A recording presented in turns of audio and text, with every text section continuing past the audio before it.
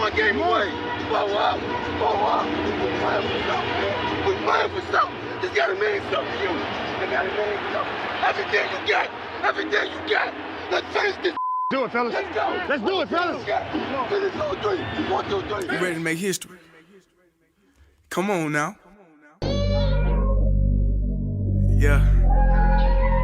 You know, there's these two words. And when I say them, people get goosebumps because they know what happens next. So without further ado, Free smoke. look. Scared cause I'm drowning in silence with bad thoughts. These days I don't have nothing to say, man, the bag talks. I put in headphones on my driver. Pull up to the spot and give a good dick and Godiva. I can't lie, I'm uninspired. No more pillow talking about nonsense. I only stick around to put some band-aids on my conscience. I don't know why I feel so bad, nigga. That's what we do, no foundation. We don't build no more, we just screw.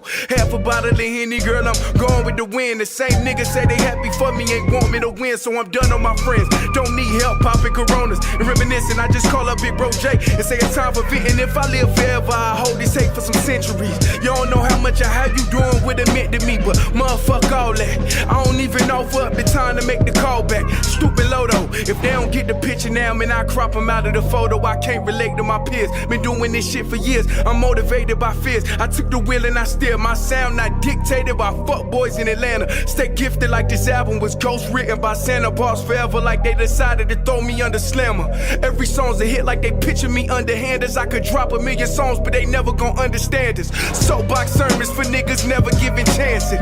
Fight our whole lives to get these weak ass advances. Work twice as hard for the shit that they getting handed. And this ain't even nothing we chose, nigga, we branded. Still can't tell why all of these niggas mad at me. I'm trying to get 100 so I can put my team on salary. Give it all to the art, man, I turn my life to a gallery. Man, damn, what a fucked up masterpiece. 1,100 shots and I swear, man, I felt them all. If we ain't even good on our blocks, man, who can we call? Pre-decline state of mind, we broke crabs in the barrel. Got us fighting our folk, man, this shit just a life of peril. Winning has a price. And leadership has a price. I'm coming. I promise you, on my life, I'm coming. From the first snap, man. From the first second. What are we gonna do, man? All back against the wall. All back is against the wall. Welcome back. Yo, listen to me. Listen, come in close. Listen to me. The recap is back. Listen, 2024-25 NFL season, we are back. Listen, I'm excited. What a long season we have ahead of us. So many games played today. We had Thursday night games. We had a Friday night game in Brazil. And of course, we had these Sunday night games. And to end off week 1, we will get the Jets and the Niners playing on Monday Night Football. But we got a lot of games to talk about. I appreciate you for joining me on another episode of Kicking It with Saint. I appreciate you if you're coming back, if you're a returning viewer, if you're a new viewer. I appreciate you nonetheless. You could have been anywhere else in the world, but you chose to stop by and check me out. And I truly do appreciate you for that. So, to get into the show, we got a new segment and it was called Just a Little, but I've already changed the name of the segment to I'm Upset, because I'm upset. I got some things to talk about. I got some things to get off of my chest. You see, I watched Thursday Night Football. I watched a lot of football games this past start of the season, if you will. But I want to start off by talking about the Baltimore Ravens Kansas City game, because you see, I'm upset because if you watch that game, it came down to literally inches. Isaiah Likely's foot on the line. But before that play, probably a play or two before that, a mishap by Lamar Jackson and Zay Flowers in the back of the end zone. You see, when I initially watched the play in real time, it looked as though one of the KC safeties was playing back further. After rewatching the play in slow motion and multiple times when I was rewatching the game, KC's safety was actually playing. He wasn't playing as deep as I thought he was playing initially. So Zay Flowers got open in the back of the end zone. Lamar Jackson missed that pass. Now, by the definition of missed a pass, yes, it was a missed pass. However, immediately after the game, the first thing people wanted to talk about was Lamar missed this pass. He missed that pass. He's not good enough. If you got to throw the ball, you can't win. Even though he had just thrown the ball to get them down the field and give them a chance to win that game. A lot of things were said about Lamar Jackson after the game. Now, after rewatching the play, a little bit of things changed, in my opinion, after watching the play. I do believe that play have to be made. However, I say that every time I see a play like that. Play has to be made. The problem with the way I see people viewing this play is, if you don't like Lamar Jackson, you'll always have a reason, or you'll always find a reason to continue to not like Lamar Jackson, to continue to say he's not good enough. Even though we've seen a multitude of quarterbacks not get it done, miss passes, miss this, miss that. And after the game, it's not about what throws they didn't make. We saw it with Josh Allen last year. Immediately after the game, people didn't talk about the throws he missed. People said he did everything he could. It was the coaches. It was the players around him. It was Mahomes just too great. When it's Lamar, it's not the same story. Now, I would go back and I would like for that play to be made. You see, the problem, however, is Zay Flowers, if he just sits down in the zone, the ball is right there. You see, you can look at this two ways. While I would like for that play to be made, I understand that play is not always made. Players are not on the same page. It's the first game of the season. There's a lot of reasons why the play wasn't made. The only reason people, put that play on a pedestal is because you say, oh, it was the game that determined, it was the play that determined everything. It wasn't. Lamar Jackson made a phenomenal throw, plays after that. However, Zay Flowers, I don't want to go at Zay Flowers. I really don't.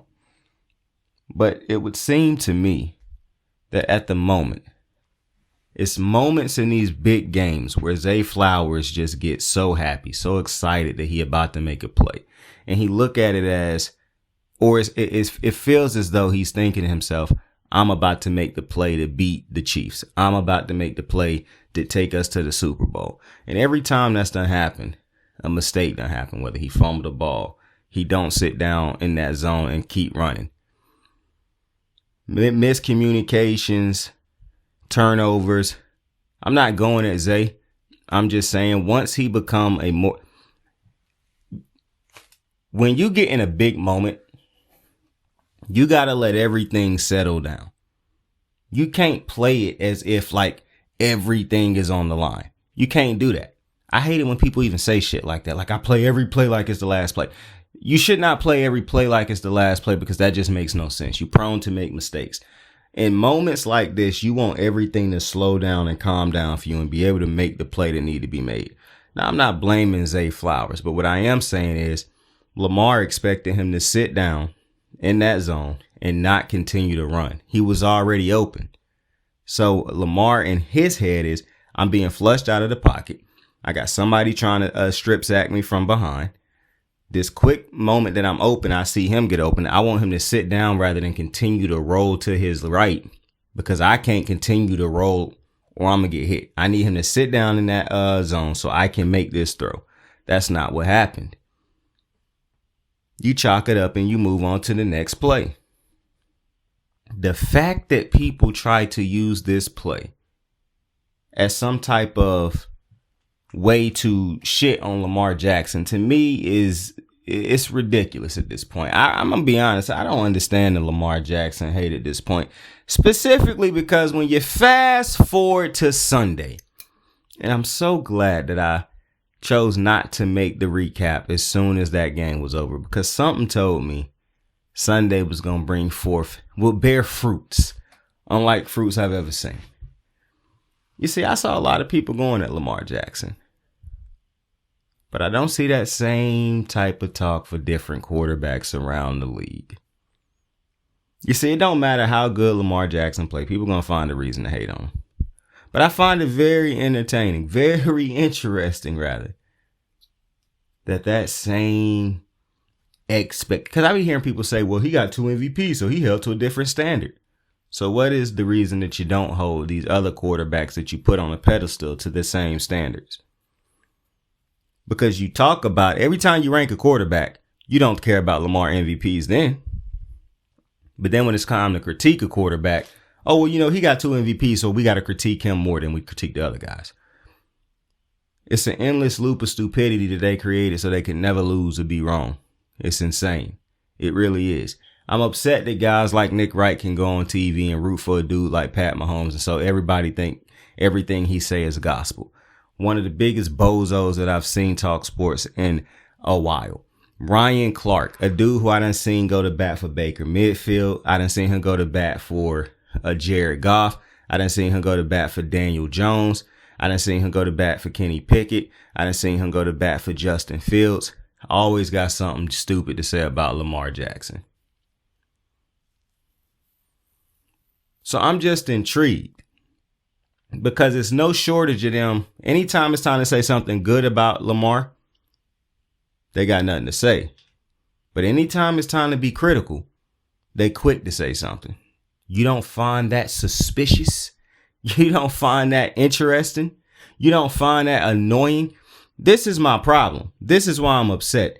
We got quarterbacks going out there on a weekly basis now, like Daniel Jones, like a Sam Darnold, who had a good game today, considering he was playing against Daniel Jones. And I don't even want to make this about all the other quarterbacks. But it's only 3 legitimate franchise quarterbacks in the NFL right now. Mahomes, Lamar, Allen. But for some reason, with all the flaws that Josh Allen has, with all the mistakes he done made, and the fact that he has never won an MVP or a Super Bowl, he is excused for bad games, bad performances, bad moments, bad throws, and still considered a great. When it comes to Lamar, it's, oh no, he's not a top 5 quarterback. He's not that great. He can't win games with his arm. He can't lead a team. He can't do this. He can't do that. It's interesting. It's interesting. I always see people tell me how great Justin Herbert is. I always see people tell me how great Trevor Lawrence is. I'm always seeing people tell me how great Joe Burrow is. I'm always seeing people tell me how great. I'm actually going to save him. I'm going to get to him in a couple. But it's very interesting to me, the standard that Lamar Jackson is held to, and all the criticism that he got after that Thursday night performance. And I'm sitting here watching these games today, and it's very obvious Lamar Jackson is leagues above these quarterbacks not named Pat Mahomes.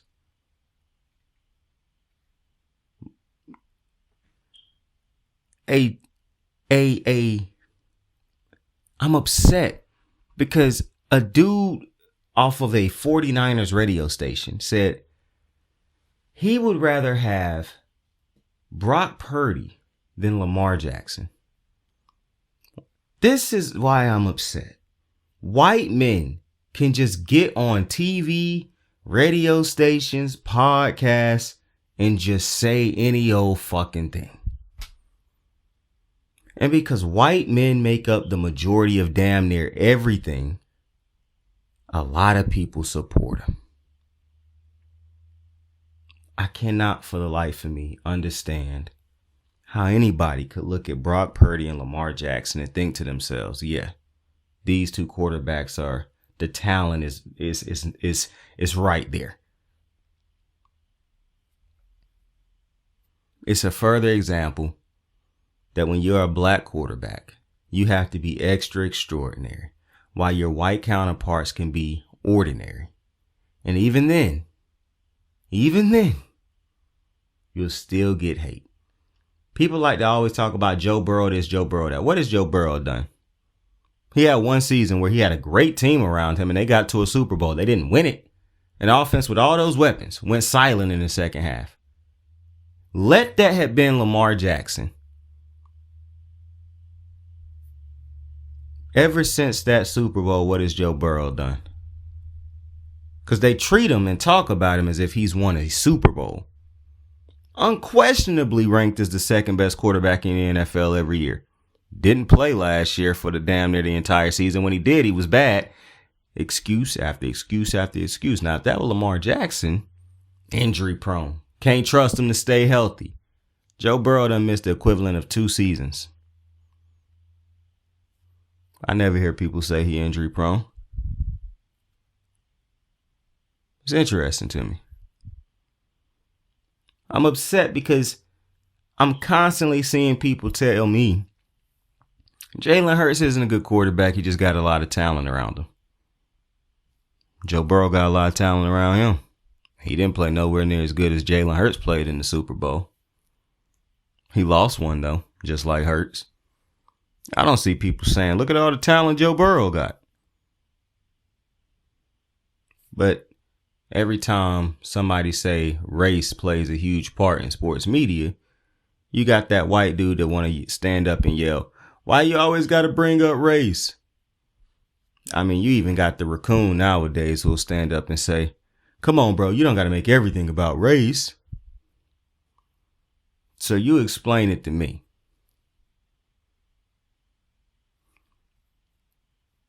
It's easy to say, I wish people would appreciate these great players more. But people are a bunch of dumbasses. And that's truly why I'm upset.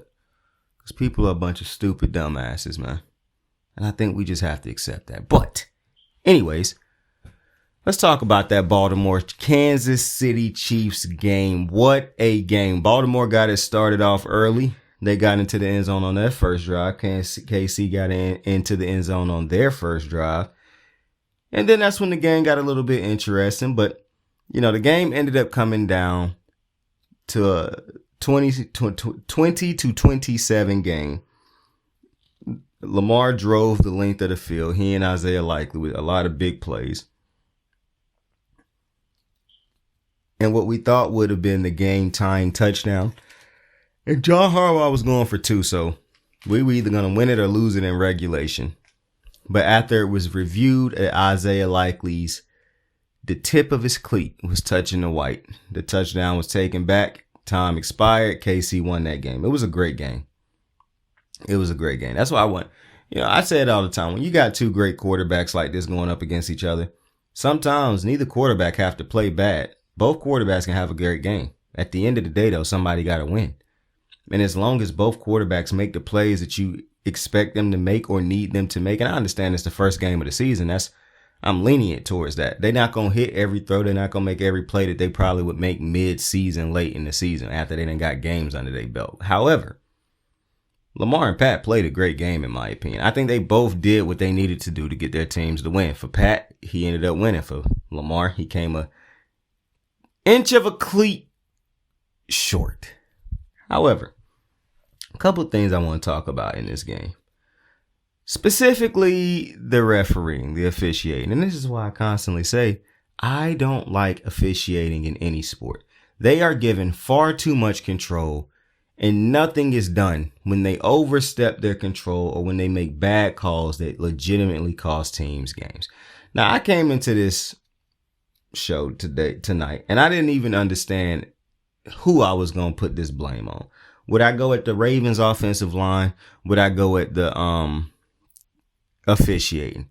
I'm going to go at a little bit of both. You see, the Ravens had 3, and this is one of my problems when people talk about Lamar Jackson cost the Ravens the game. Lamar Jackson, the only reason the Ravens had a chance in this game. He the only reason that the game was the way it was.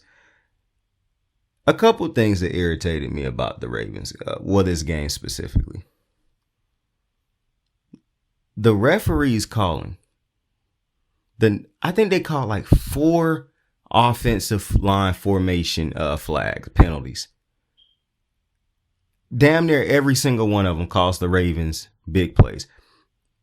Take your pick. Either the Ravens offensive line or the NFL's officiating, or a mixture of both, cost the Ravens 3 different drives where they would have walked away with some type of points.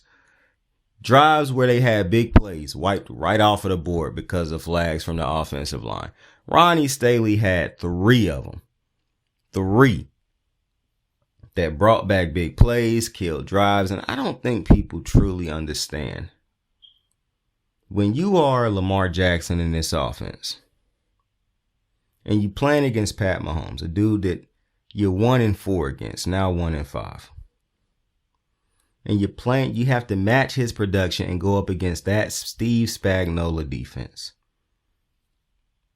And not only do you have to play against them, now you have to play against the officiating or your offensive line consistently bringing you back when you make big plays.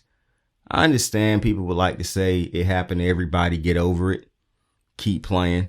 But that is very hard to do when you're in these type of games against these type of opponents. So it's not as easy as people would like to say it is. When you are in a game like this, I cannot stress enough how every play, every drive means so much. And when you have officiating, calling, and this is why I lean towards officiating, because the Ravens offensive line did make mistakes in this game, and I'll get to it in a couple. However, when you call the game one way and you don't call it the other way, when you so very clearly don't call it the other way. I mean, the Ravens had drive after drive, big play after big play wiped off the board because of a flag. But you turn around and you look at the Chiefs offense. They got away with false starts that weren't called. They got away with holding penalties that weren't called. They got away with illegal formation penalties that weren't called. But they kept getting called on the Ravens. Chris Jones was offsides multiple times and it was only called once. There was a play where Pat Mahomes rolled out to the right. And Odafe Owe or Metabike, whichever one of them it was, got held. The play resulted in like a 39-yard pickup. If the game was being officiated the same both ways, I'm still irritated because I'm like, Jesus Christ, yo, like this is not, nobody came to see you throw these fucking flags for little infractions like this. But when it's called on one team and not called on the other team, and it's so very clear that the other team, the team that is being called on, that it is legitimately, like you can see that it's hurting their offense and their team. That's when you have a problem. That's when the NFL have to step in and say, this cannot happen. Because the way you are officiating this game is so very clearly hurting Baltimore and not hurting KC. Because you're not calling it the way that you're calling it for Baltimore. This is why I don't fucking like refs. Because too many, and what the fuck is the NFL going to do after the fact? Because they ain't not going to do shit while it's happening. They're just going to release a statement after the fact. So yeah, you probably shouldn't have called this many. Like, this is my problem. It's just same with the stupid ass NBA report after the game. Like, what the fuck does this do for us after the fact? Like, NFL players, football players, all pros, when they're not doing their job good enough, they get fired. They lose money. They get traded. What happened when these officials don't do their jobs good enough? People lose money, lose jobs, get fired. Just not the officials. I don't understand it. Now, to get to the Ravens offensive line. While you can make the case that the offensive line was screwed over by the officiating, I still don't think the Ravens offensive line is good enough. And I keep saying it. This is why I said last year, going into the draft, the Ravens will probably use that draft pick on a defensive player. But if they use it on an offensive lineman or a receiver, I will 100% understand it. I knew they weren't going to use it on a receiver. But if they had to use it on an offensive lineman, I said at the time, I get it. The fans probably won't love it, but I will understand it. Because I don't give a flying fuck what the numbers say about this offensive line. I know what I see when I watch the Ravens offensive line. And to me, this is not a good enough offensive line consistently. They do not pass block good enough consistently. And this is another problem. Tyler Linderbaum, the center, yes, he is the best player on this offensive line. Here's the problem. And I'm not being hyperbolic or trying to be funny. The second best player on this offensive line, Morgan, I believe he was traded. Now, some people might say he wasn't the best offensive line on this team. He wasn't the second best offensive line. He played damn near every game. He did a great job setting the edge on his side. He was indeed the second best offensive lineman on the Ravens. You get no consistency from anybody else on this offensive line. Sometimes they great at pass blocking. A lot of times they bad to average pass blocking. The run game. I couldn't even tell you how good or bad they are. A decent run blocking team. However, you have to remember, Lamar Jackson is one of the twitchiest people I have probably ever. He got generational wiggle. So he gonna make a lot of offensive lines numbers look a lot better than they are because of his generational wiggle. But I don't think that the Ravens can drop back and just allow Lamar Jackson to stand in the pocket and dissect the field.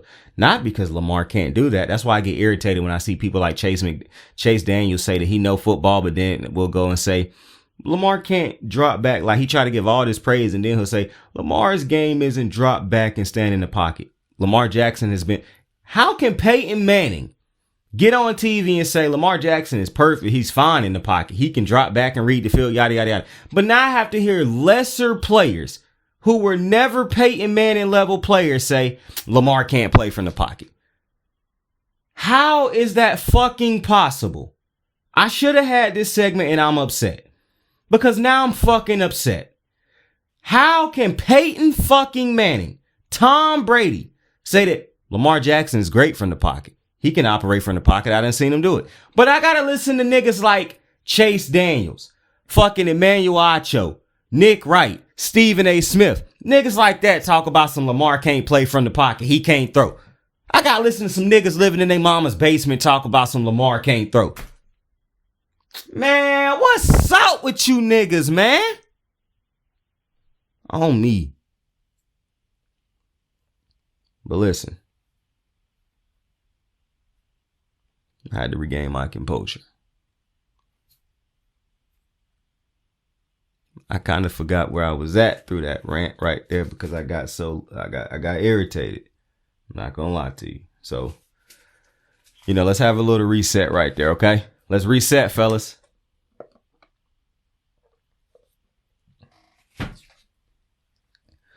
The offensive line of the Ravens is not good enough. Can they get better? I imagine so when you got a Derrick Henry playing behind the line. And I know there's a lot of people who will say Derrick Henry didn't get enough touches. I really wish y'all would learn sometimes the way a game plays out is just how a game plays out. It's easy to have 20/20 vision after the fact. Okay? Hindsight is always 20/20. How a game plays out, a game plays out. Nothing egregious happened to where it was like, oh, they should have done this, they should have done that. The Ravens had 3 drives get killed by officiating and offensive line flags. I don't know what the fuck else you expect from teams when that type of shit is happening on 3 drives that can legitimately kill the drive. So, I understand some of you motherfuckers want to sound like you the smartest football gurus to ever walk the fucking planet. But I do really wish sometimes y'all would just shut the fuck up because y'all really don't know what y'all be talking about. Y'all just sound smart and make a lot of money. And to stupid people, everything sound good most of the time. You see how double stupid that was? To stupid people, stupid shit dressed up always sound good. I ain't met a stupid nigga yet who didn't think some stupid shit didn't sound stupid. So that's the only reason motherfuckers like Nick Wright, Emmanuel Acho, is employed and asked to do these jobs. That's the only reason. And they controversial. They say a lot of stupid shit that get clicks. And so Fox would rather prioritize controversial dumbasses than actually educating people on the sport. It's unbelievable to be honest with you. This is how they keep stupid people stupid. I'm just telling you. But listen, to continue on with this game. The other thing I want to talk about in this game, aside from the offensive line play, and aside from because I'm not here to talk about did Derrick Henry get too many catches? Did he not get enough? I mean, did he not get enough handoffs? Yada, yada, yada. It's the first. Derrick Henry was not with this team last year. Y'all expect this team to play like it's in mid-season form. Yo, the game played out the way the game played out. They had opportunities to win this game. It came down to Isaiah. Literally, sometimes great games just end like this. Sometimes it plays out like this. Great games always have winners, but they always have losers. Somebody got to lose. I understand if you're a Raven fan, you didn't want it to be you, but that's just how this thing goes at times. You can make an argument Lamar played a better game than Pat Mahomes. That's just how this thing play out sometimes. Not to mention, I like what Isaiah Likely said. If this is the worst game we play all year, then team's got a problem. But now we enter a new segment of the show. Thoughts and honest conversations with Saint. Snap it up! Yes. Thoughts and honest conversations with Saint. Saint got some thoughts and some honest conversations to talk about right now. Just give me a quick little second.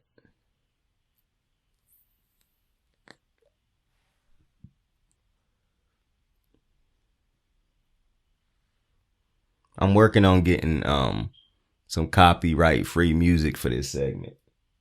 You know what I'm saying? Like I'm sitting in a corner drinking like a little brandy or something. I'm not a brandy guy. I don't drink alcohol at all. But when I did drink alcohol, it was bourbon.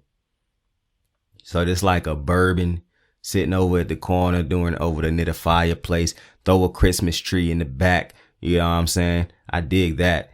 I'm not a cigar type of motherfucker. So give me your blunt. All right.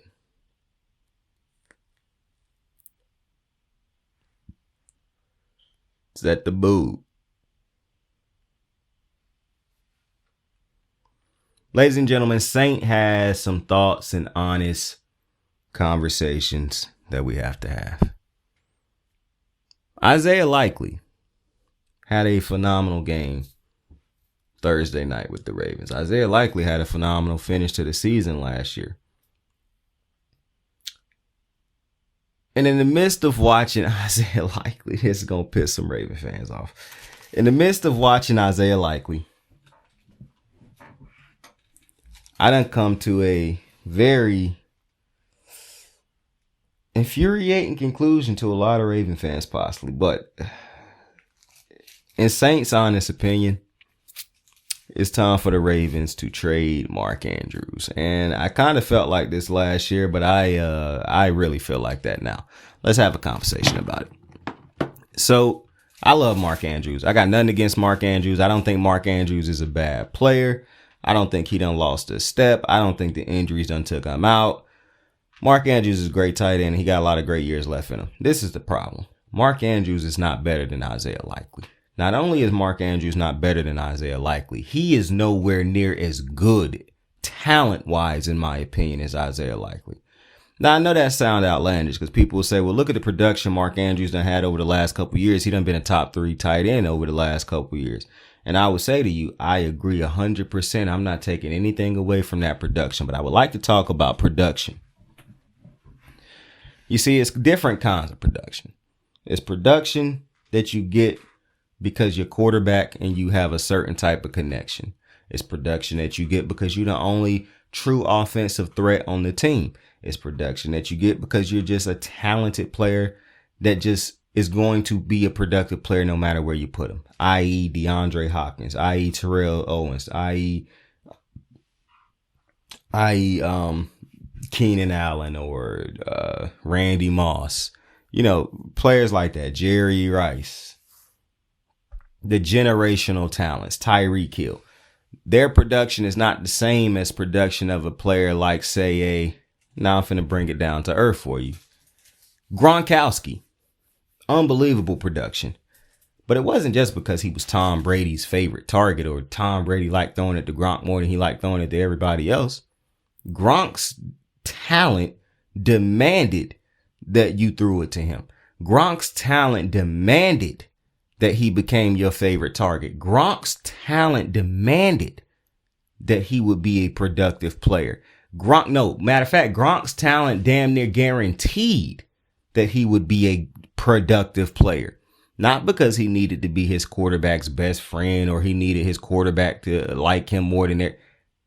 because he just was that talented. Antonio Gates, Tony Gonzalez, Shannon Sharp, Jimmy Graham with the Saints, Aaron Hernandez. It is certain players who are just, I'll put it to you like this. I don't think Brock Purdy is a bad quarterback. I just think he's a system quarterback, just like I think Jared Goff is a system quarterback. I don't think they're bad quarterbacks, but they have to play within a system to get the most out of them. Whereas Pat Mahomes, Lamar Jackson, Josh Allen are the system. The offense goes as they go. They don't need the greatest talent around them to be productive because their talent is going to make up for the lack of things around them. That's how I feel about Mark Andrews. Now, I know that's a crazy statement because people will say he's been a top 3 tight end over the last couple of years. But with that, I would like to say it ain't that really. It's a lot of good tight ends in the league. It ain't that many game-changing, generational tight ends in the NFL. When I look at Mark Andrews, good catcher, good route runner, good blocker, things that good tight ends do well. He does well. But then you go look at Isaiah Likely, a far superior athlete to Mark Andrews. Run routes just as good. It's probably going to be could be a better route runner just based off of him getting more snaps because he haven't had the amount of snaps that Mark Andrews done had. A better 50-50 catcher. Better at high point in the football. Better at going up and getting the football. Better at playing through contact. Mark Andrews can catch the ball. He's a good catcher of the football. Isaiah Likely is a receiver type of tight end. You can't line Mark Andrews up outside. You could line Isaiah Likely up outside and consistently get away with it because of how great of an athlete he is and the fact that he is more of a receiver in a tight end's body than just a great tight end. Isaiah Likely is phenomenal after the catch. Mark Andrews is not. I like Mark Andrews. I love Mark Andrews. But when you look at what a legitimate talent can do, it put everything in perspective. I say this all the time. Who have the Ravens gotten that makes Lamar Jackson better? Because it can't always be who do Lamar make better. Yeah, I understand you want your quarterback to make players better. I get that. But at some point in time, you're not doing your job if you don't bring in players that will make your quarterback better. Because inherently, your quarterback is going to always make players better. But why not bring in players that could also take your quarterback to another level? Not players who you always got to worry about your quarterback taking them to another level. Isaiah Likely makes Lamar Jackson better. With the things that you can do with Isaiah Likely, you just cannot do with Mark Andrews. And I love Mark Andrews. He done been a super productive player. But if you go back and watch him, and you watch this sample of what we done seen from Isaiah Likely is to me, it's gotten to the point where you cannot take away snaps from Isaiah Likely because of how high his ceiling look. Isaiah Likely looks like he got shades of prime Jimmy Graham with the way he can go and leap up and catch. Jimmy Graham was damn near a receiver in a tight end's body. Go watch prime Jimmy Graham with the Saints. Isaiah Likely got so much of that in him. The way Tony Gonzalez could run routes and catch passes, he was a receiver basically. Isaiah Likely got so much of that in him. The way Antonio Gates was just so consistent at running his routes, getting open, understanding how to play in those zones. He got a lot of Antonio Gates in him. I look at Mark Andrews, and as great as Mark Andrews is, I don't really see any of those tight ends in him. I just see a reliable guy who gonna run his routes good, who Lamar can trust. I don't see a guy who is an uber talent to where it's like even when he is not open, he is open because he is that. Julio Jones wasn't always open, but Julio Jones was always open. Megatron wasn't always open, but Megatron was always open. That's how I feel about Isaiah Likely. And now that he is getting his snaps, it is now becoming very apparent that he is the far and away better tight end. And to me, it has gotten to the point where it's football malpractice having Mark Andrews have snaps over Isaiah Likely. Isaiah Likely is a tight end. I understand the Raven fans who will say, we want to run a 2 tight end. You should be able to run a 2 tight end set instead of trying to get rid of Mark Andrews. But the reality is the Ravens clearly don't want to run a 2 tight end set. I mean, that is very apparent to me. And so instead of trying to run a 2 tight end set, why not try to trade Mark Andrews for a legitimate pass rusher? Why not try to trade him for another a receiver that could make a difference for this team? I don't think that the Ravens need to hoard Mark Andrews. And that's, to me, one of the problems with the Ravens. They hoarder players that they don't need, and they don't trade them at the peak of their value. When they didn't trade, what's the dude's name who was the safety over here? They paid him, but then drafted Kyle Hamilton. Kyle Hamilton was clearly going to get the start over him and was clearly becoming a better player, and they still kept him anyways until they finally traded him for way less value than they should have traded him for. I can't remember if they actually traded him or if he ended up just walking. But nonetheless, he played for the Jets now. I can't remember his name off the top of my head at the moment. I don't know why I forgot his name, but that's what's happening with Mark Andrews. I think if you let this play out too long, I think that it's a lot of teams out there that could use a Mark Andrews right now. It's a lot of good teams that could use a Mark Andrews also. A team that I would look at trying to trade Mark Andrews to, Washington could use a Mark Andrews to help their young quarterback. And they have a Jonathan Allen over there right now that could help the Ravens pass rush. Because I also think Washington need to go ahead and start trading off all the great vets on that defense. And if they got great vets on the offense, I think they need to start trading them off also. You need to start trying to stockpile young talent to try to build around Jaden Daniels to see if he is your future quarterback. Regardless, it's time to start a rebuild. I also think that the Falcons, after seeing what I saw from the Falcons today, that, hey, the Ravens need to hit them up and see if what they trying to do with Drake London, because I know that one's a bit unrealistic. But hey, if the Browns, we'll get to them in a couple too. But you trying to do with Amari Cooper? It's Devontae Adams with the Raiders. The Ravens to be trying to make a play for him. There's a lot of plays that the Ravens have a big piece that they can put in the package right now in Mark Andrews to try to bring over talent. And I think that need to be the first. I think that needs to now be a priority, because I understand it's going to be hard for a lot of Raven fans who love Mark Andrews. But after watching, listen, I done watched the film. I done watched the games. I done went back and rewatched them. Mark Andrews is not better than Isaiah Likely. And it's not even that he just not better than Isaiah Likely. Prime Mark Andrews cannot do most of the shit that Isaiah Likely can do right now. And Isaiah Likely is only going to get better. I'm sorry, but the Ravens have to look to trade Mark Andrews. And that is the end of Honest Conversations with Saint. We got one more of those tonight in the show. But it's time to run through these games real quick, because we got some scores from week 1 in the NFL.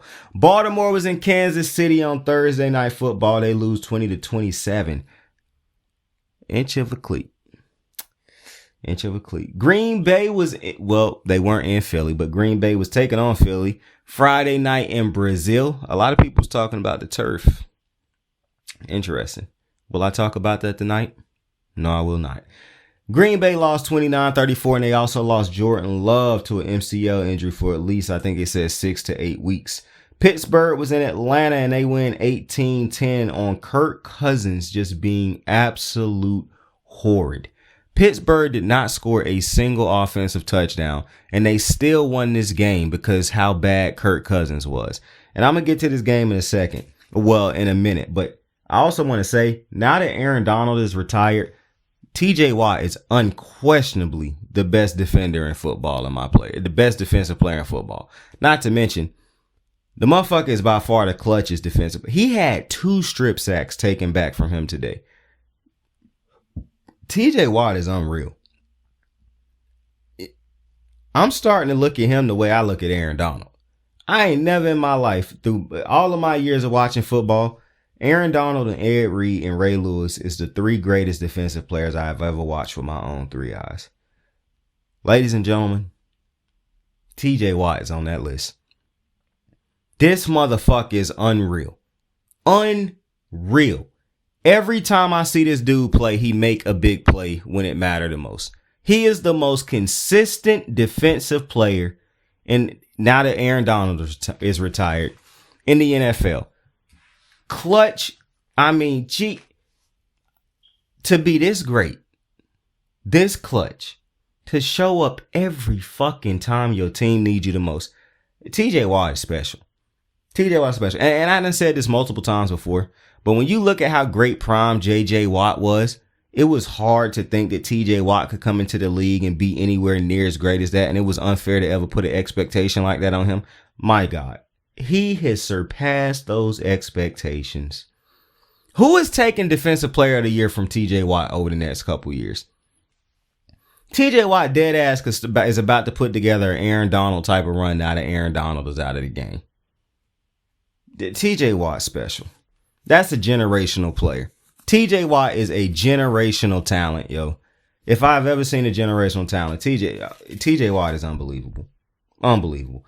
Tennessee was in Chicago. They blow a 17-point lead in order to lose to Chicago 17-24. And, you know, I said before, and I tweeted this before Chicago even took the lead in this game. I said, Will Levis is not a good quarterback. I said, I noticed that last year after watching him play. And I mean, like, I understand that you got to give guys time, and I'm going to give quarterbacks time to see what they become. But my initial thought looking at Will Levis is this is not a good quarterback. He got a lot of things in his game that bad quarterbacks have in their games. He do a lot of shit that bad quarterbacks do. And he threw a goofy ass interception today. The likes of only you would see from like a Sam Darnold, a Daniel Jones, mind you, I call Baker midfield. Baker is better than these trash cans. I'm now at that level because some of the shit that these dudes is doing, even Baker at his worst in Cleveland was not as bad as some of these other dudes. It's absolutely insane how bad some of these quarterbacks are and some of the goofy decisions they decide to make when they are under pressure. Nonetheless, I understand Will Levis is young and he got time, but this is still a psychopath to put mayonnaise in his coffee.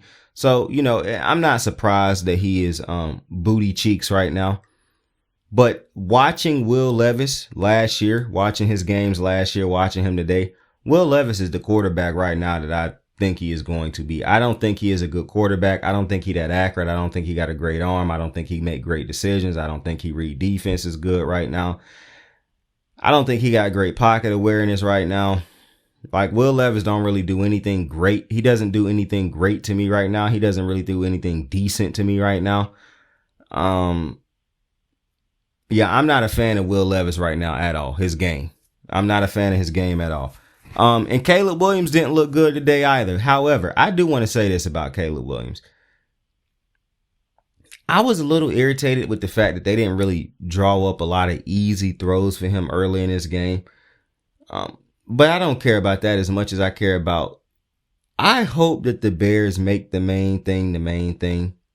Because I saw a tweet earlier today where they showed him painting his fingernails and, you know, they tweeted it out about something about new fingernail polish for the starting QB. Yo, if you win, that shit'll be cool. Nobody can say shit. But when you purposely make your quarterback a target for people who, and I know it shouldn't be a problem that this dude paint his fingernails.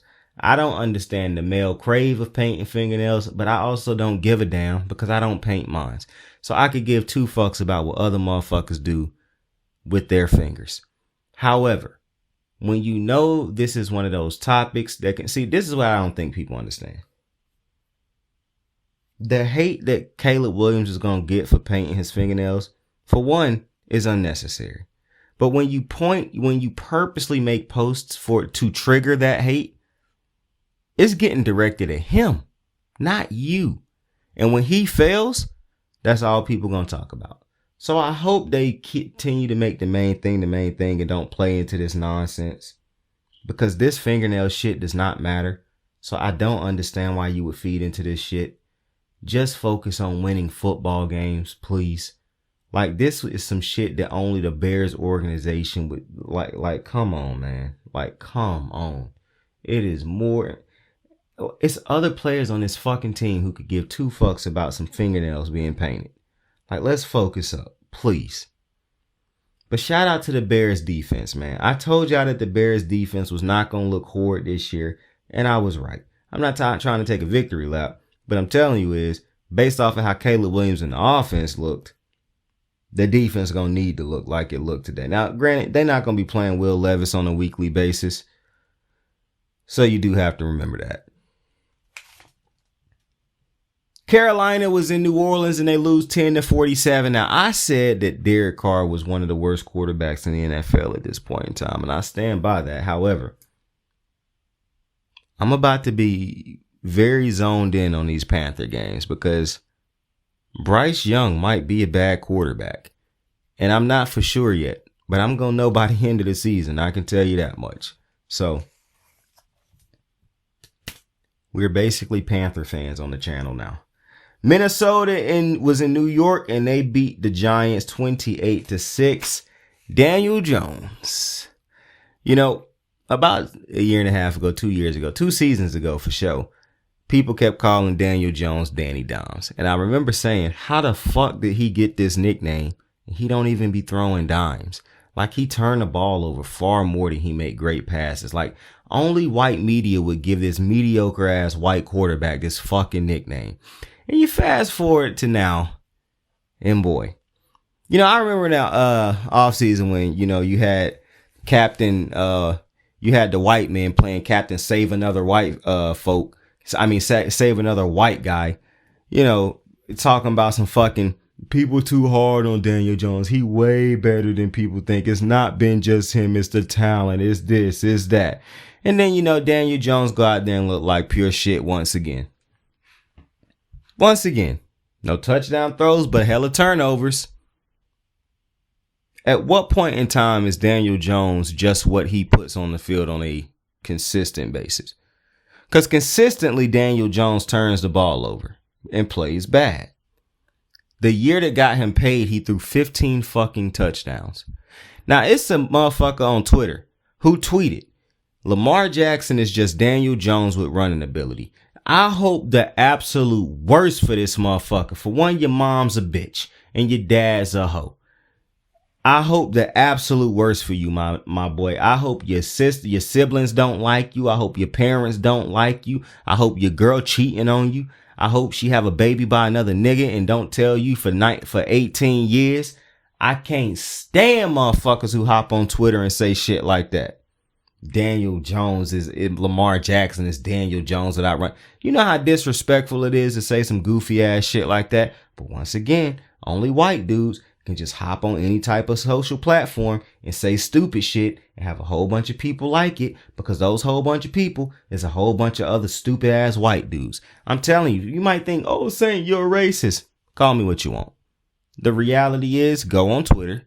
Go into these white dudes who say all these dumbass comments and go look at all the dudes in the comment section and support them and all the stupid ass things that they say.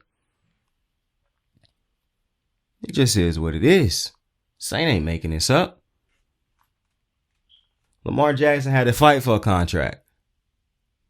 Daniel Jones was easily paid. Giants wouldn't pay Saquon, but they paid Daniel Jones. Interesting. And now you look at him. A lot of people were saying them ugly ass jerseys. Jerseys wasn't that ugly. That ass whooping was, though. I don't feel bad for the Giants. They could have drafted Lamar. They could have traded for Lamar. They didn't. They paid Daniel Jones. They deserve exactly what's happening to them.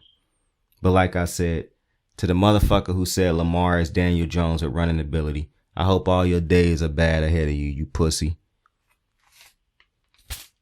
Moving on. Arizona loses 28-34 to the Buffalo Bills. Clips are going around online of Kyler Murray not throwing it to a wide open Marvin Harrison Jr. Tough.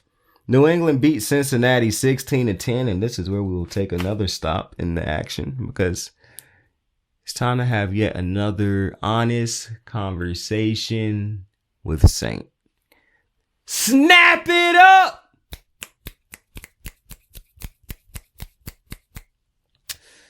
Now, you see, for the past 3 years, Saint has said on the show, I don't know what Joe Burrow is. I don't really know how to place him. I don't really know how to rank him because I know for a fact he is not better than Lamar Allen, Mahomes.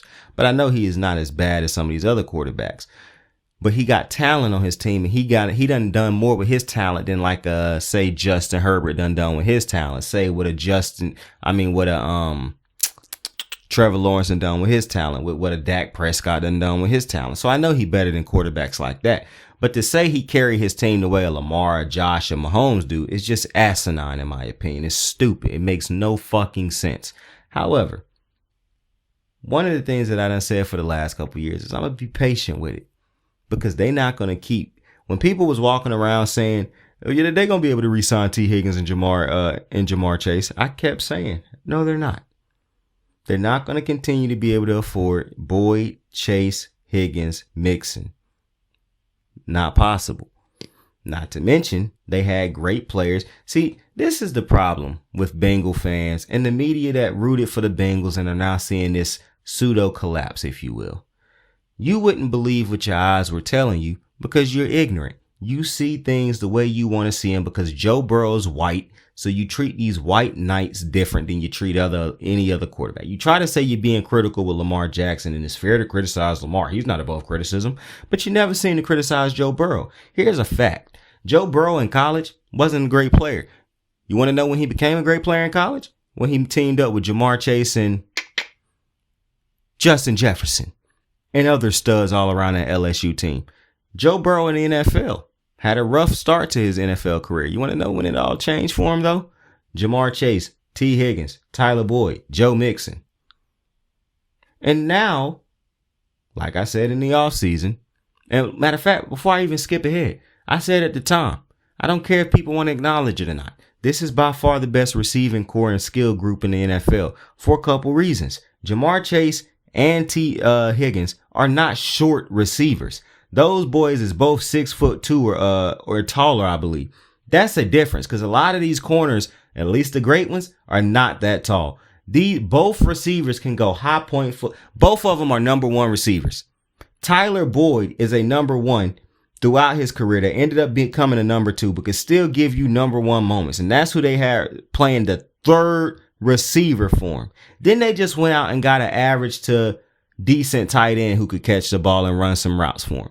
And then you got Joe Mixon in the backfield, a stud.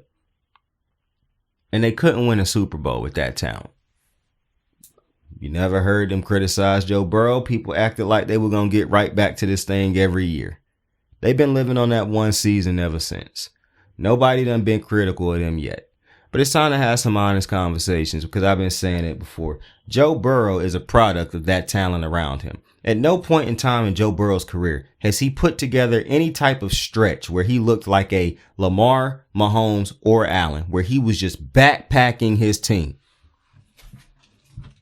Every time he don't got the talent around him due to injury or something like that, that's exactly what y'all bring up. He struggled because he ain't got the talent around him. Not to mention, he done struggled with that talent around him at times.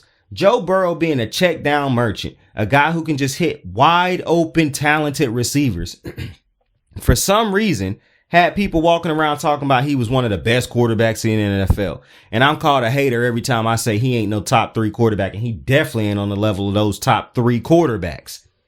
But for some reason, because his offense was stacked, and he could go into Kansas City and beat that defense who could not keep up with that much talent. Could beat a Buffalo team that don't even have that type of talent on the team.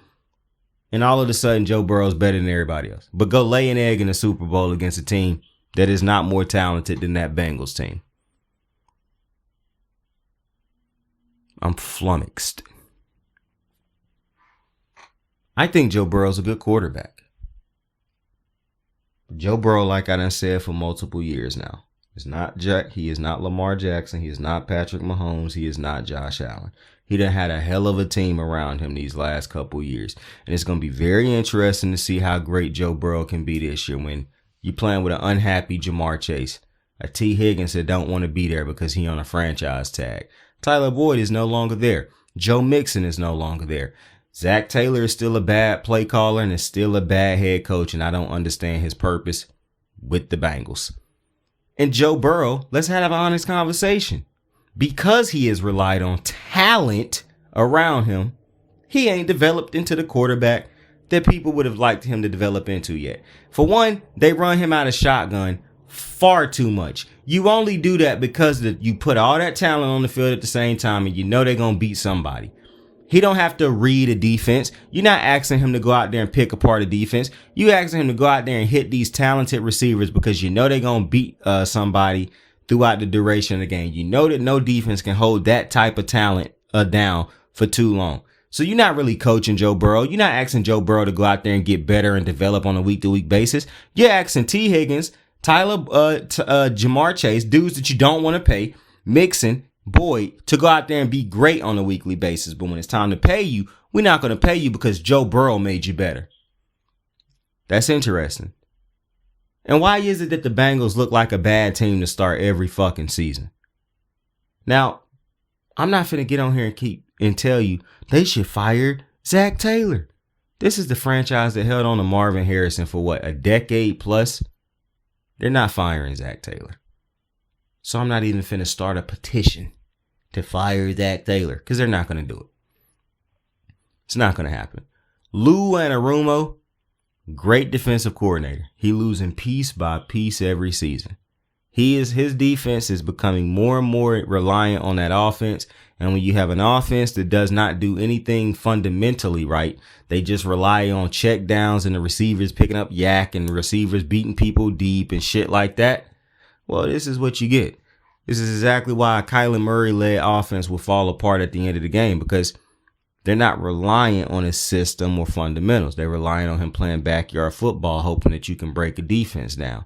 Not actually going out there and having to pick apart a defense, understanding what you're seeing from a defense. This is why I get irritated and annoyed when people constantly try to compare any of these dudes to Lamar Jackson, Josh Allen, or Pat Mahomes. Because those three quarterbacks are so very clearly on another level. So very clearly on another level. But I understand Cincinnati fans will have things to say about what I just said about their hero, Joe Burrow. And I really don't give a flying fuck. I really don't. I said what I said, and I feel that way very strongly. If Jalen Hurts is average with talent, then so is Joe Burrow. Because the resumes look damn near alike. Not to mention Jalen Hurts done finished higher in the MVP than Joe Burrow. And I'm not hating on Joe Burrow. But it was a reason I said over the last 3 years, I don't know if he is good as them, man. Like, when I watch him play, I don't see a quarterback that's just more talented than everybody else. I see a good quarterback that's got a lot of fucking talent around him. And for me, it's not hard for me to watch a game and understand what I'm seeing when it's I done seen great quarterbacks play with talent, and I can still recognize this quarterback is a stud. That's why I knew it wasn't just Pat Mahomes just needed Tyreek Hill and Kelsey. I knew Pat Mahomes was a fucking stud, but I also knew Tyreek Hill was a stud. It wasn't one of them, well, he just good because he got Mahomes. No. Which is, I didn't even think. I'm glad I just thought about this. This dude, Bobby Trossett, man, I swear to fucking God, yo, my bad for all the Christians out there. Forgive me, Lord. Yo, Bobby Trossett is a dude who covered the Ravens. I done talked about him on the show before that I don't like his show and I don't like his takes. And I really am irritated with the type of person he is. Because when Lamar Jackson was going through his contract dispute with the Ravens, he consistently trashed Lamar Jackson. After Lamar Jackson figured it out with the Ravens, he was all buddy nice with Lamar and shit like that. Had a lot of great things to say. This dumbass got on Twitter today and said Jamar Chase is handling his situation however he handling his situation with the Bengals to try to get his money. This jackass got on Twitter today and said he's going to be real shocking when he find out he's not as good a player as CeeDee Lamb or Justin Jefferson. And this is a further point of white dudes just getting on Twitter or hopping on some type of big platform, just saying stupid shit, yo. How the fuck is he not on the level?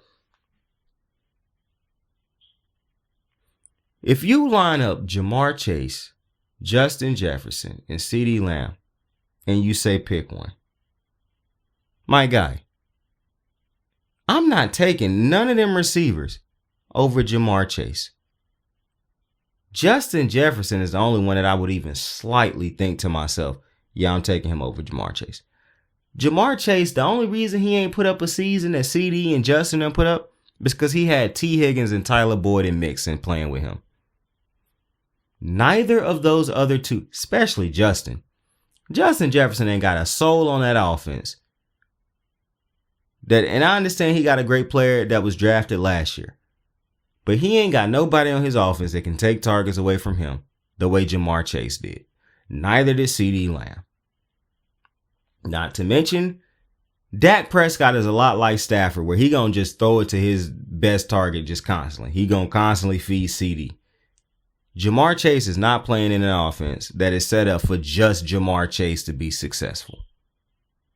To hop on Twitter and make such a ignorant comment just because you don't like how he is going about his business is further proof that white dudes have to be stopped. The fact that a white man can hop on Twitter and condemn somebody or go at somebody just because you don't like how they are handling their business, I cannot tell you how much that shit irritates me. It's right up there with when a white dude hop on socials and say, I think I speak for all of us. My guy, you don't speak for all of us. You speak for you.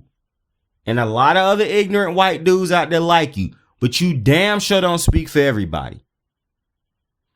I can't stand Bobby Trossett, yo. I'm not making no friends in this game. Nobody's going to want to work with me.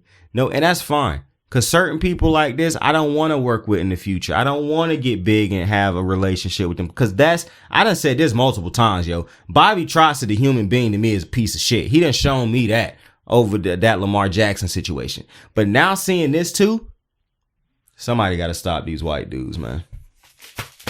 Elon and Donald Trump talking about, I'm going to bring back the First Amendment. Man, shut the fuck up, bro. Y'all just want white dudes to be able to walk around and be openly racist and not be able to get in trouble for it, bro. I swear to God, yo, like, I did it again. I'm sorry, Christians out there, yo. Lord forgive me. Anyways, let's move on, man. Oh, and shout out to Gerard Mayo on his first dub in the NFL, man. Shout out to the big dog. Houston, Indy, 29-27 victory for Houston on the road. It was a great game. Anthony Richardson showed me a lot in that game. He was shaky. He was having me feel some type of way halfway through that game, but then he cleaned it up. That was a great ending to that game. Jacksonville and Miami. Jacksonville blew a 17-point lead in order to lose 17-20 to Miami.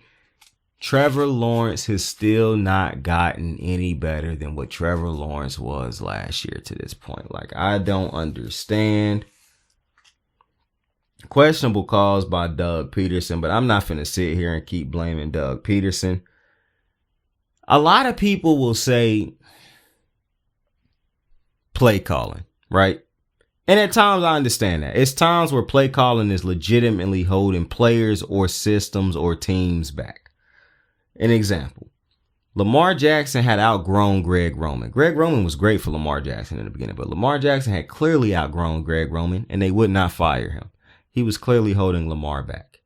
The offensive coordinators for the Seattle Seahawks had talent upon talent upon talent and struggled to even score 20 fucking points a game. Clearly. And the philosophy was clearly holding Seattle's offense back. You look at Sean Payton. and how he calls a game. You look at Rex Ryan and the fact that he was only good at calling, and I don't even know if you could say he was great at calling the run game, but he didn't focus in on becoming a better passer, a passing game caller, or trying to get his pass game up to par with the run game. So you done seen multiple situations where there are coordinators, systems, different things that hold systems, coaches, players back. So I 100% understand that. I do. However, Trevor Lawrence is not being held back by the system, by the players around him, by the play calling. Sometimes play calls are called because they are used to protect a player and what that player cannot do. And the reality is, Trevor Lawrence, without a run game, a good run game, just ain't that great. It's very clear he ain't a game changer. It's very clear he ain't the quarterback that people thought he was going to be coming out of college. And I'm not telling you that I don't think Trevor Lawrence is a good quarterback. Trevor Lawrence is a good quarterback. Trevor Lawrence is not a game-changing quarterback right now. Could he become that in the future? I don't know, to be completely honest with you, because like I said before, most of these quarterbacks that are great, it didn't take Josh, Lamar, or Pat Mahomes 3, 4, 5 years for us to see how great they were. Trevor Lawrence, to me, and I'm not telling you that these other quarterbacks can't be Super Bowl winners in the future. That's definitely not what I'm saying. But Trevor Lawrence, for the Jags to get where the Jags want to go, Trevor Lawrence just has to be better. Like, I understand it's easy to look at games like this and say, you know, the running game fell asleep at the end, or the mistakes by the offense, or the mistakes by the defense, or the bad play calls by Doug Peterson, or the questionable play calls. But at the end of the day, Trevor Lawrence cannot take over a game. Like, you don't trust Trevor Lawrence to just go out there and get it done and go toe to toe with great quarterbacks on a weekly basis, to be able to make plays in the clutch on the week. Mind you, Nick Wright, a dude who go at Lamar Jackson talking about he not clutch, is a dude who be on Trevor Lawrence's nutsack religiously. And these are the dudes who is paid to talk sports. I don't get it. But until Trevor Lawrence become competent as far as like, because he ain't Trevor Lawrence, like I said, is a good quarterback. But it's just something missing, because you can't lose this game. And it's a lot of games that you can't lose that he loses. I just don't think you watch the Jags yet and say to yourself, Trevor Lawrence can take us there. Hopefully that changed throughout the season. But from what I saw in game 1 against Miami, that wasn't the case. Denver, Seattle, shout out to Mike McDonald on his first big dub. Denver lost 20-26. Defense for the Mike McDonald. 2 picks, 2 forced fumbles. They did a great job. Offense didn't look great. Geno still looked average to me. Offense still looked like it's truly unbelievable to me that Seattle's offense can have this much talent and still look this average. It truly is. And the Broncos look exactly how I thought the Broncos would look. Bad. Bo Nix, I don't know too many people that thought Bo Nix would be great. I told you, I didn't think Bo Nix had a high ceiling, but I was interested on how Sean Payton would coach him up. It's going to be a long season, fellas, if you're a Bronco fan. The Vegas Raiders were in LA taking on the Chargers, and they lose 10-22. Shout out to Jim Harbaugh on his first win as the Chargers head coach. J.K. Dobbs ran for over 100+ yards on the day. Shout out to J.K. Dobbs, the former Raven. Dallas went into Cleveland and they won 33-17. And this is where we have our last honest conversations with Saint. You see, it's time to have an honest conversation about Deshaun Watson. And I said this before. I said that the NFL might have just passed Deshaun by. Because you see, when you take basically 3 years away from the game, whether it be through your own doing or the game, just injury, whatever, that's a lot of time to take away from the game, especially when other dudes is getting better around you. The systems got better. Coaches got better. Players got better. Like, everything got better except for you. And now, when you look at Deshaun Watson play, he don't look like a competent quarterback. And I understand Deshaun will have some supporters out there that will continuously say it's not Deshaun Watson. However, I would like to point out Kevin Stefanski's offense has looked good with Baker. It has looked good with Joe Flacco. It has looked good with Jacoby Brissett. Kevin Stefanski, and if you don't think it looked good with those players, it was damn sure more than competent with those players. It has not even been competent with Deshaun Watson.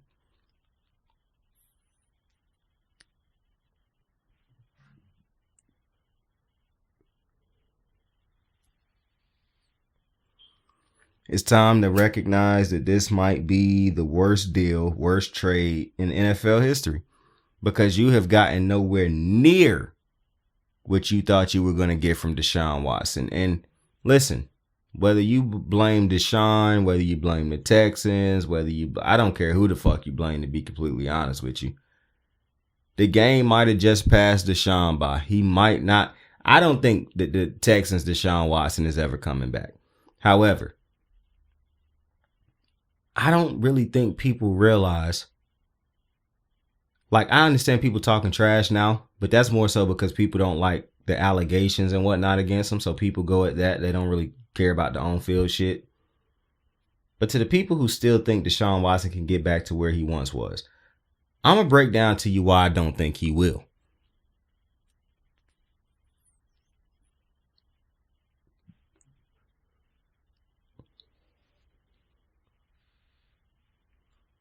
You see, before that last season that everybody think of with Deshaun Watson, where he led the league in passing yards and whatnot, that still wasn't a great season. That he still made a lot of bad mistakes in that season. He held onto the ball too long. He always was looking for the deep play or the big play. He still had D-Hop with him. Oh, no. That was the year D-Hop was traded. They didn't have a winning record that year, I don't believe. I think they missed the playoffs that year, if I'm not mistaken. But Deshaun Watson still had a lot to develop in his game. You took 3 years away from him. It's a couple things that Deshaun Watson did not do great at the time that if he had those 3 years back, he probably would be a lot better at. Deshaun Watson was not a great pocket quarterback. I'm not telling you that he couldn't throw from the pocket. What I'm telling you is he got real antsy in the pocket a lot of times. He held onto the ball too many times, took a lot of unnecessary sacks at times. And one of the biggest things that helped him was that he was twitchy and he could escape sacks. He could make a bad play and escape it with his athleticism and his twitchiness. But he don't have that same athleticism and twitchiness that he had before. So instead of developing into a better developing better pocket presence and better pocket awareness, he just relied on his athleticism and twitchiness. You take those 3 years away from him that he could have developed a better pocket awareness and pocket presence rather than relying on that. You take that away from him and now he's still relying on that twitchiness and whatnot, but it's done waned on him because it's done diminished because he took that time away from the game. And you can still stay in shape, but it ain't football shape because you're not playing football. You can only be in football shape by playing football. You can't simulate football.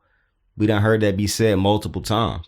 So when you lose basic fundamentals like that, like he never became a better his pocket presence and awareness never got to where it needed to be because he took 3 years away from the game. So he could try to develop it now, but you playing 3 years behind.